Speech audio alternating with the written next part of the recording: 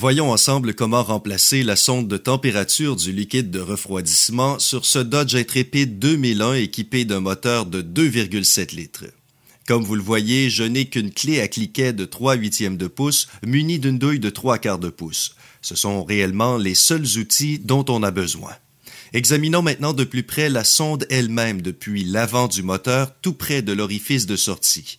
Il suffit d'appuyer sur l'ergot, de retirer le connecteur électrique et de le mettre à l'écart. Ensuite, on reprend la douille qu'on glisse sur la sonde pour la dégager. Cependant, il faut s'assurer que le moteur a eu le temps de refroidir avant d'effectuer cette procédure, qu'il n'y a aucune pression dans le système de refroidissement. Car si le système est sous pression, il y a un risque de blessure ou de brûlure. Donc, on s'assure que le moteur est froid. Maintenant, on dévisse la vieille sonde et on s'assure d'avoir la sonde de rechange neuve à portée de la main. On peut voir que du scellant pour filetage y est déjà appliqué, donc elle est prête à installer.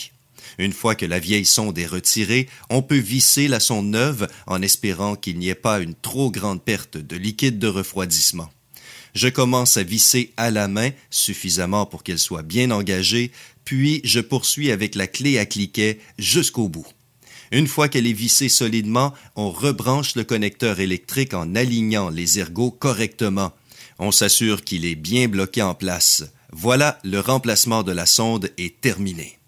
Vous voyez la vis de purge ici sur le dessus. Les étapes suivantes consistent à ouvrir la vis de purge, à remplir le réservoir de trop-plein, puis à laisser tout l'air s'échapper du système.